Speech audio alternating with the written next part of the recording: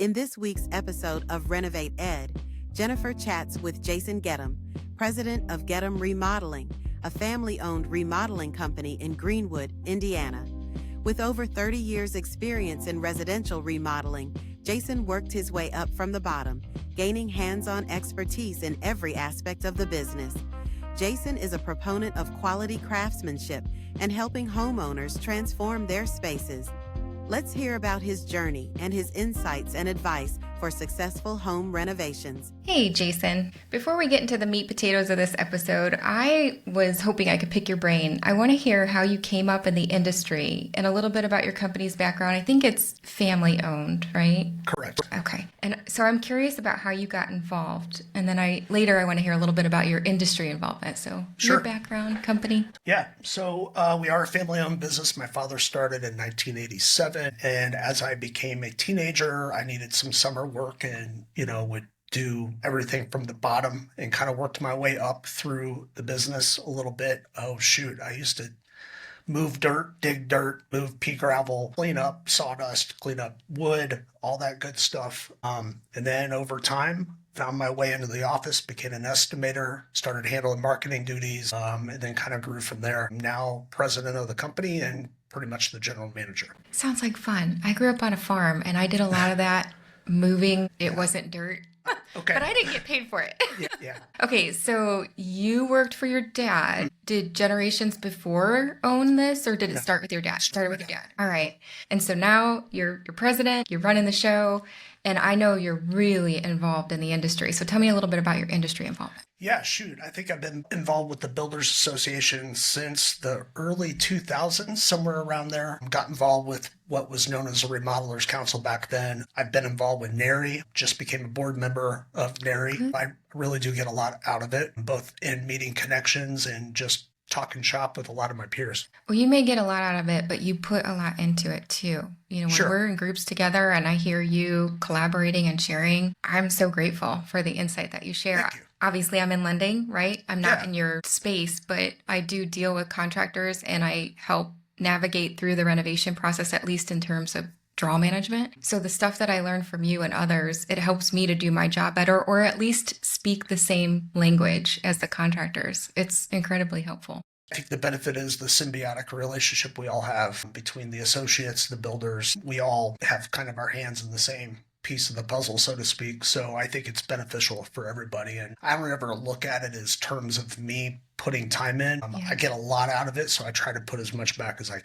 Yeah, I agree. I see it. Thank you. Yeah. All right. So dad started this business. The world was different then. A lot has changed. Sure has. How have you managed the change or pivoted through changing times? Geez. I think the obvious example anybody could think of that's happened in the past several years is the whole COVID. That made us shift how we did things. Everything became a little more efficient because we had to. Not as many on-site meetings. We was shifted to video calls and phone calls, and a lot of salesy type stuff happened remotely instead of showing up at somebody's front door because nobody really wanted that so much. So that's definitely one change, and we're kind of in that digital era of just everybody, things just happen at breakneck speed in some cases. It's been a challenge, but I think we've been pretty successful. And I think most of my peers and our competitors have done the same thing. So it's kind of cool to see a whole different challenge, but I think we've done okay with it. Yeah, it's odd coming through that pandemic, which of course was horrific, right? But it's odd how coming through that, we've gained some good business practices, even in lending too. It's really honed our skills and the way we do things out of necessity, obviously, like you said. So there were some good things that came out of that, and maybe some bad things too. I do find that now we're almost too technical where we've lost some of the personal touch. Yeah, there's like a fine balance there. I'm seeing a little more shift back to the more personal. Good. I will say the process became more like slowly getting to know somebody and dating rather than just showing up on somebody's door and telling them how good you are. It gave us time to hone in on who our ideal client was. Likewise, from the client's perspective, they got to know us a lot better before we were in their face about it, if that makes sense. Yeah. So has that translated into more loyalty, do you think? More trust up front. Okay. So yeah, I guess that is the ultimate where that ends up is loyalty. We've had really good success with past customers, referrals. that I believe definitely it. strengthens that whole piece of the puzzle. Yeah. But, after we get to know each other, we're a lot more willing to go out and invite them into our office or meet them at their home. So that's kind of come back and met in the middle a little bit about that personal versus impersonal type of relationship. To hear. Yeah. I'm glad to hear that. Now, I know that you're a quality contractor, and I'm not trying to like stroke your ego or anything. I speak the truth. I know you're a quality contractor.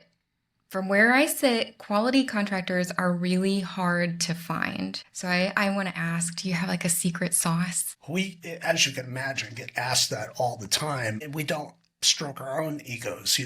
There's plenty of great contractors out there, but it's hard for a consumer to find unless they have a referral or they have a past experience. Now, we talk to a lot of people that have a bad past experience, and we kind of, without being too intrusive, try to ask, what was your experience? What was the downfalls? It basically always comes down to communication or somebody representing themselves as who they're really not. My best advice has always been go out and look at reviews. Reviews don't tell the entire story. It's always better to talk to somebody firsthand. I think that seems to be a lot more than just whatever you may find. I mean, look, there's people that have fake reviews all over the place. If you see 200 or 1,000 reviews on somebody's Google site and they're a 2-year-old contractor, Question it. You should question that. I would always love more Google reviews, but we're hovering in the 30s right now. It's because we don't push it.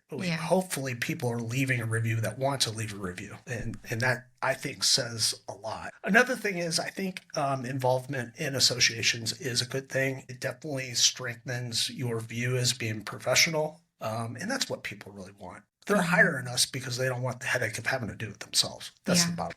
Now, do you have direct employees that do all the work, or do you sub some out, or is there like a combination of the two? There is I would call it a combination. Okay. We use specialists. Our trade contractors or mechanicals, plumbing, HVAC, electrical. We let them do that because there's some liability there. Yeah. Small little things we could do. I don't want my guys up there shingling a roof when a roofer that does it every day is going to do a better job. But I would say when it comes to the majority of interior projects, we're on site every day doing the work. Yeah. Mostly why I asked is because you mentioned the involvement in the association, and I have to imagine that gets you in front of good quality trade partners. Yeah, absolutely. It's amazing, even in the past 5 years, how many more members of, say, Baggy or Nary I utilize to get stuff done because I know they're going to do a great job and uphold the standards that we all have to live by being in those groups. I see it too. Yeah. And it just makes sense. Now, that being said, we have people we've done work with for 20 plus years that aren't members of the association. They're small 1 or 2 man companies, but they do a great job for us. And you built those relationships through Dad? Did they you started them with Dad for sure? Yeah, that makes sense. Thankful they continue because they're our extended family. When we were known as Gettum Associates, they were the representative of the associates portion of that. So it wasn't just us. I mean, it takes us and others to get things done, but we're ultimately in control. Yeah. I always say, at the end of the day, who's responsible and who do you point the finger when something goes wrong? The finger always comes back to us because it's our job to manage that. Same here. We're the lender, but we sometimes have to hire consultants, third-party consultants. And if they don't do their job well, it looks poorly on us. Absolutely. So I get it, even though we have no control over that. Right. We just take the heat. And there was something interesting you said about communication. I would say 99.9% of the time, if there is a dispute after a loan has closed when they're in that renovation phase, if there's a dispute between the homeowner and the contractor, 99.9% of the time it boils down to communication. And I see heated exchanges or intense stress. Like I'll get it from the homeowner. They'll call me complaining. Then I call the contractor to get a story and I get the other piece of the story and I'm like, well, this makes perfect sense. I'm sitting back here like, what's the problem? I completely understand why there was a delay. Why is the homeowner so upset? And it just boils down to the message didn't get communicated to them very clearly. Yeah. And it's funny you say that because it's very true. Communication really is the key. I would say there's always going to be issues, especially in remodeling, but how you deal with them and how you meet in the middle to resolve them really makes a huge difference. And like you said, 2 stories, or the truth is somewhere in the middle, always. And when there's some miscommunication and people aren't open and forthright about the issues, that's when big problems generally happen. I actually, Perfect. and nobody is. I actually say there's always three sides to a story. One side, the other side, and the truth. Yes. Yeah, absolutely. Yeah. So, completely shifting gears here, I'm going to ask a personal question. Knowing your background, you specialize in remodeling. If money were no object, you personally, would you build new from the ground up or would you buy existing and remodel? Man, that's so tough. There's so many scenarios that are running through my. If money was no object and I could get exactly what I wanted, keep in mind there's trends and they shift and change, every 10 years or whatever the case is. I would probably build new only because I could control exactly how it's built and what got built. That being said, there's a lot to love about an older house. Some homes just need a few walls removed to make it feel better. Yeah. That's a really tough question for me because I want to be loyal to my remodeling business. Yeah. I'm surprised too, because I'm exactly the opposite. I don't know why. I just expected you to share my opinion, which is that I feel like all the new homes, they kind of look and feel the same. Like they're stripped of character. This is just my opinion. I agree with I like the homes that were built like in the late 1800s, early 1900s. I would never go in and rip out everything. I keep it as original as possible.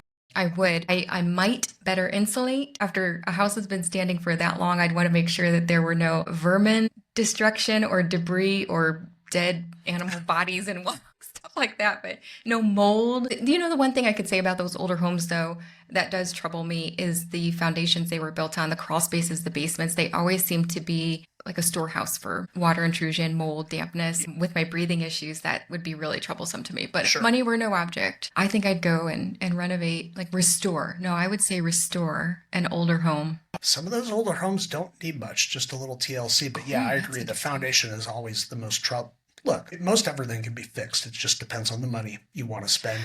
Well, and I suppose if money were no object, I can always lift the house up. You can do that. Redo the foundation there, and now we're in business. There's been, many homes, even around the area I live, that have been moved back off the property because roads have expanded and they lift them up on a truck and roll them back and put them on a new foundation. I've seen it plenty of times. Yeah. We can finance those projects, surprisingly. I think it makes me a little nervous when I watch the videos of a house rolling down the street on the back end of a big truck.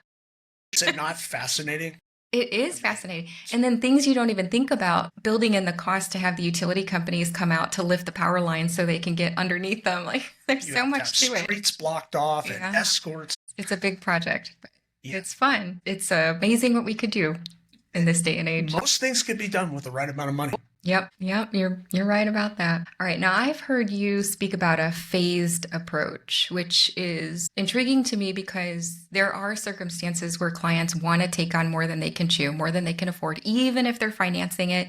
Everybody's got a budget. They can only afford so much. So tell me a little bit about your phased approach. Well, being a design build company, we have and can offer the option to kind of come up with an overall master plan. Most people, for lack of better terms, get their hopes up that they could do all of it all at once. But it doesn't always work that way. Everybody has a budget. There's costs involved. And sometimes it makes sense. We do our best if we can look down the road 10 years out and say, what would be the next progression from here? We could build that into our plan so we're not compromising the ability to do something later.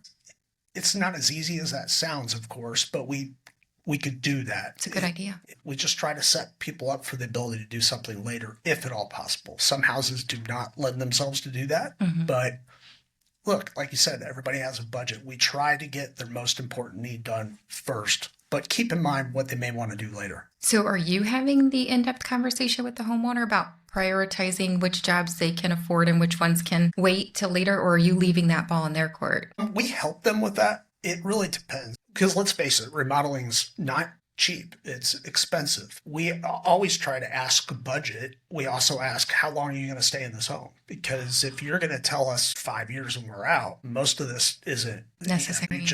You shouldn't. 5 to 10 years, if you're going to stay in over 10 years, a lot of times you could justify the cost and hope for some ROI. And, every project has a little bit different chunk of ROI there. But it's difficult because when you design all these things for this master plan, people get naturally excited. But when they see the totals of the sum of all these parts being added up, it brings them back to reality. Now, some people, that's really deflating. But some people are like, oh, okay, so another 5 years, we can remodel this bathroom over here and that kind of thing. So it's a gentle dance of being honest, but keeping them engaged and excited. I would say that probably each project is case by case too. And the reason I say that is because we're seeing more and more people who inherit homes that have been vacant for a very long time. Yep.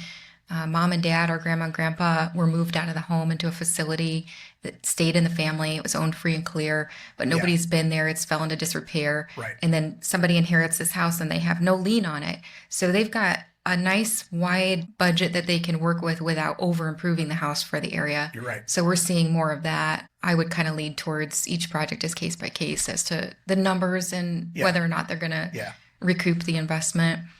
Yeah, it's interesting. So we see all things. We see all kinds of things. Yep, you're just seeing it on a different side than we are. Yeah, we are. Well, it's been great chatting with you today. If individuals want to know how to reach you, they have their own remodeling plans, how can they do that? Sure. Best way is to hop on our website, kind of learn a little bit more about us. That's www.gettum.com. That's Gettum. Office phone number is 317-888-5681. Pretty simple. We'll set up a time to have a casual conversation, 15, 20 minutes, get to know each other a little bit, and then move on to the next step. For those who are listening, Jason and his team, they do great work. So thanks for joining us. Thank you very much for the invitation. You're welcome. Now the legalese required to appease attorneys, compliance officers, and regulators.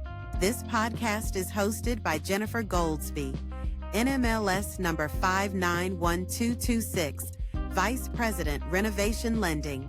The topics discussed herein reflect my personal opinion.